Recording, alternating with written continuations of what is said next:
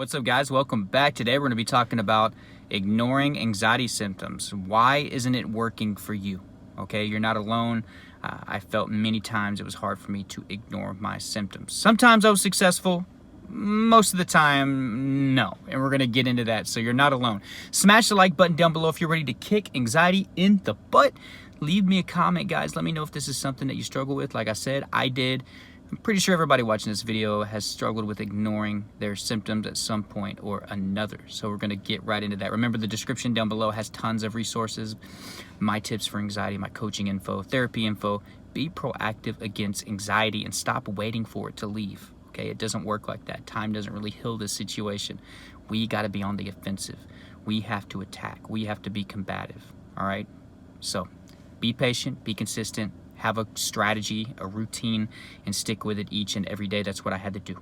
Now, guys, I struggled with anxiety disorders for 5 long years. So believe you me, I had my fair share, a huge plethora, a huge sample size of symptoms. Some being easy to manage and easier to ignore, but most of them being relatively intense.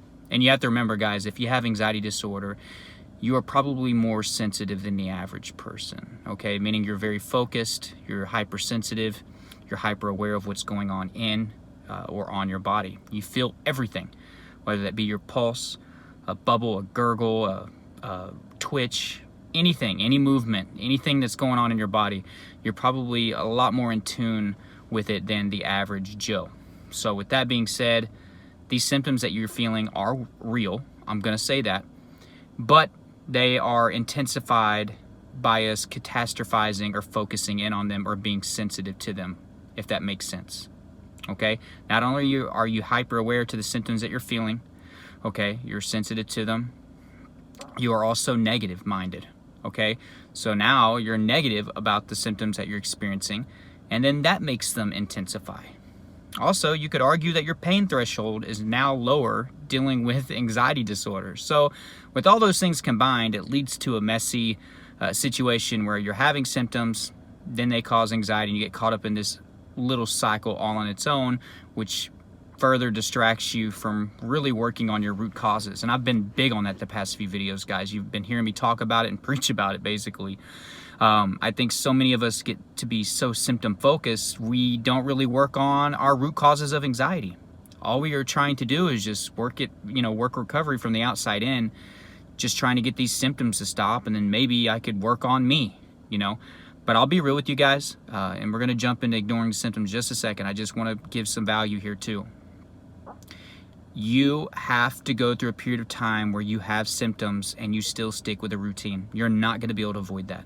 So for those of you just trying to shut your symptoms up and shut them off, and then you're going to work on the root causes, good luck. Good luck. It doesn't work like that. Certainly didn't for me and the people that I coach. A lot of you are trying that. I tried that. Doesn't work. You have to go through a period of time where you work on you while you deal with symptoms. That's tough, but that's what you're going to have to do. So with ignoring symptoms, I think there's a few people that can be successful at this.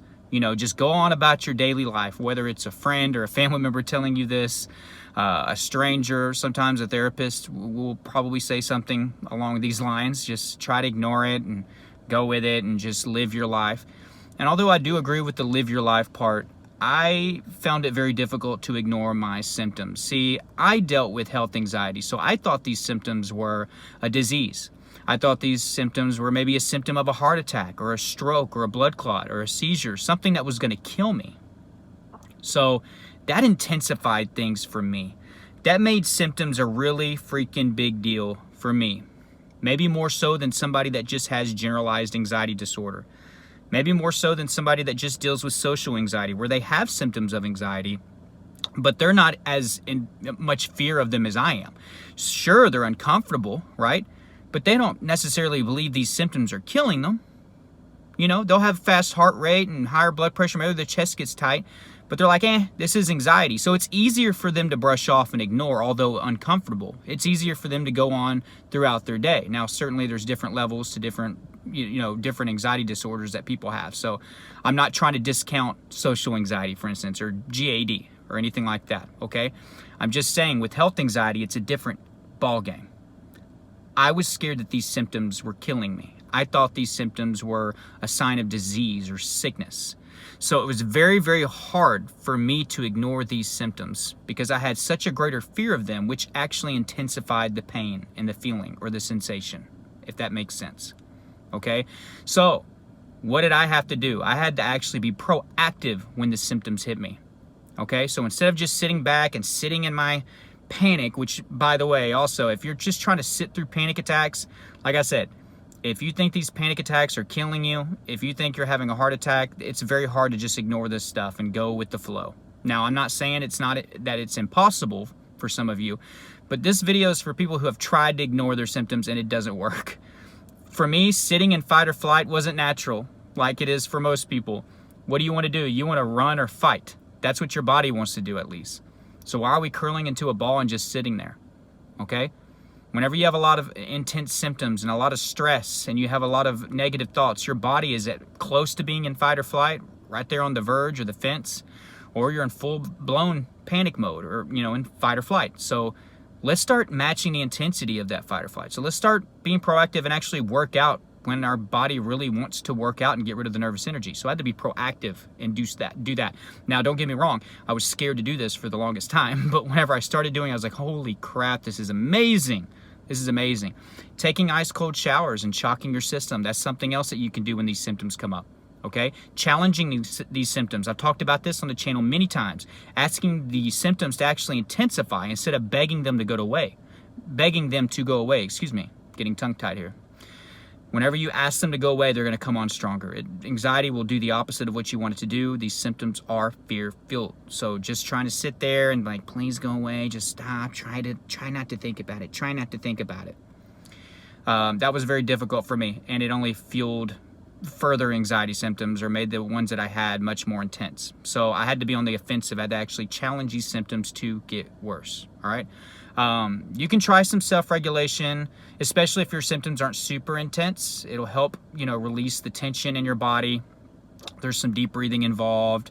You visualize yourself floating to really release that tension. That can help put an interruption between a symptom and a usual overreaction. So that's something that you can practice. And then just countering your negative thoughts, countering your symptom, doing something, okay? Whenever the symptom hits, to be on the offensive, to be proactive, instead of just trying to ignore it. So if something's not working for you guys, whether it be what your therapist told you or something, and you've been trying it for a very long time, then switch it up. Not everybody's the same. Like I said, I found it very hard to ignore most of my symptoms because I had health anxiety. If I just had social anxiety, and again, not trying to discount social anxiety, I just personally believe that health anxiety is an intense, complex monster that's harder to overcome. Just my 2 cents, just my personal opinion.